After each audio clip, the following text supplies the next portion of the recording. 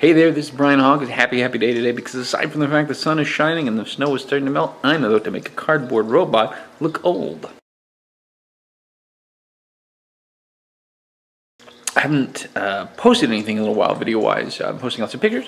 I have recorded some video, but that's from the ship. But I sadly have not recorded any of a single moment of the building of my Kevin Smith robot.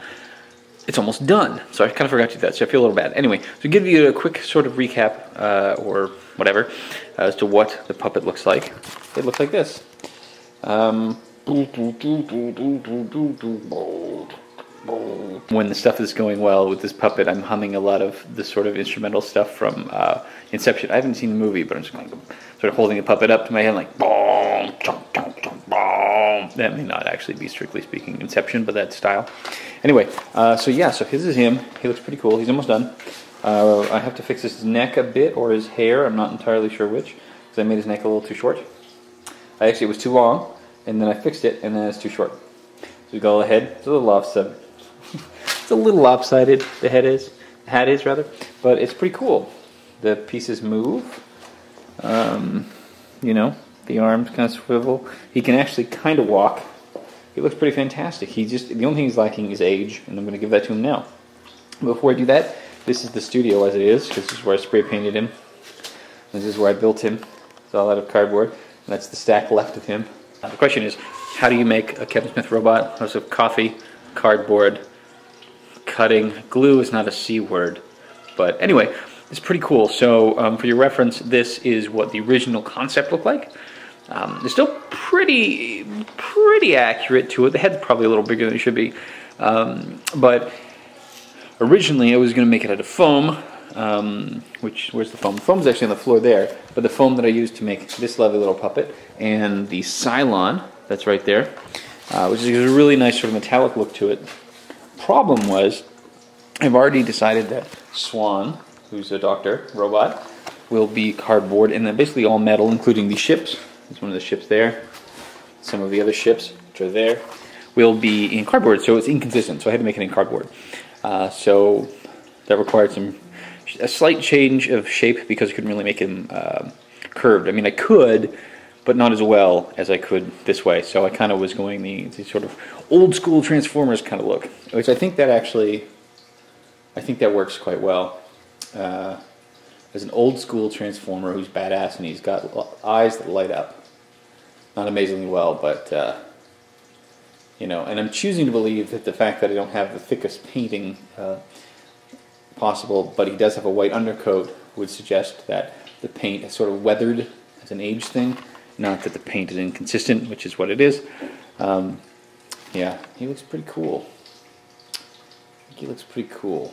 You gotta put a little white thing around the D, because that's the Disney logo of the future. Because he's a Disney character in my future. Or the fictional future. Anyway, super fun. So I will show you little bits and pieces of my weathering him. Oh, if you're ever going to make a puppet like this, which is to say this very complicated looking, but very cool cardboard thing, which is, by the way, requiring half a dozen cans of paint. It's kind of crazy.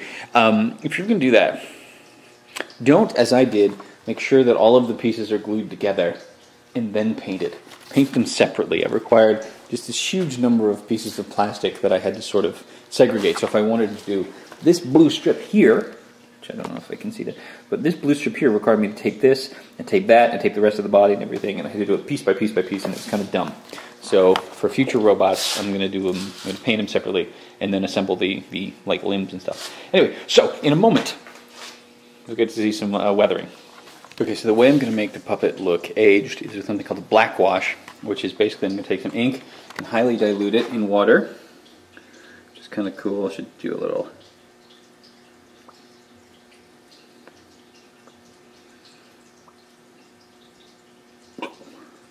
And then I'm basically going to mix this up with a little brush.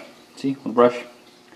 And then what I'm going to do is I'll get the puppet in a second, but just test the sort of thickness of it. Then I will basically do that all over the puppet, giving it a bit of darkness, and then I will use some paper towel and just basically blot it up.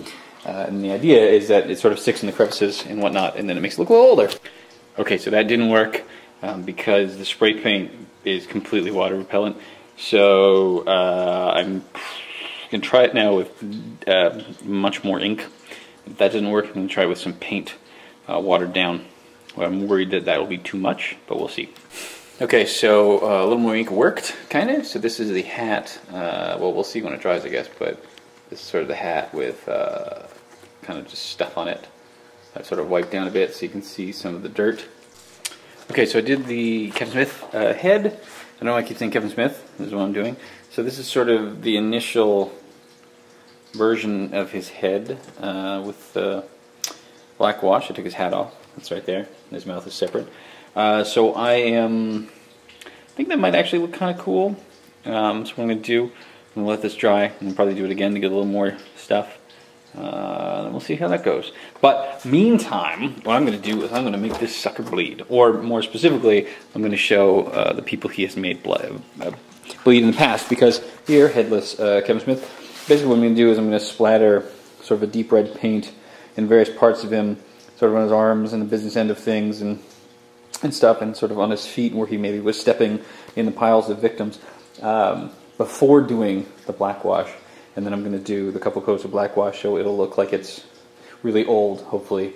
And then after that, in a brighter red, I will do a sort of a specific splash of blood to make it look a little more fresh, like in front of his chest. Or maybe not, it depends.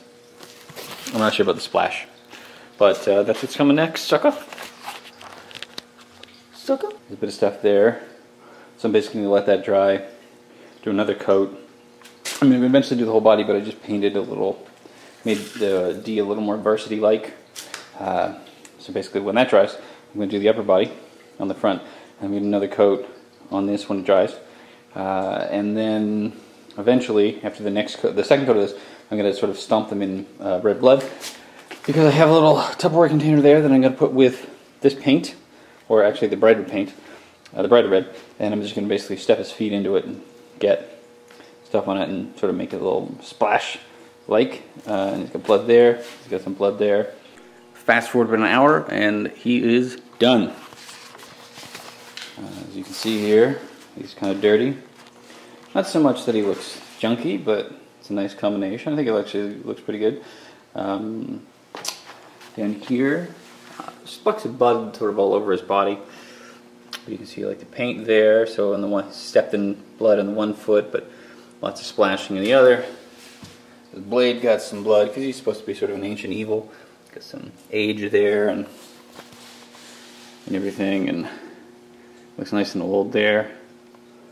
Blood and dirt over the Disney logo. Seems appropriate. Yeah, so behold mighty Kevin Smith in robot form, or behold Kevin Smith in mighty robot form. Oh yeah, pretty happy with this, I think. So next will be to I guess bore people with the creation of this thing, and eventually soon record a little video wherein I ask Kevin Smith to be on my show with the wonderful puppet that I've just built as bait.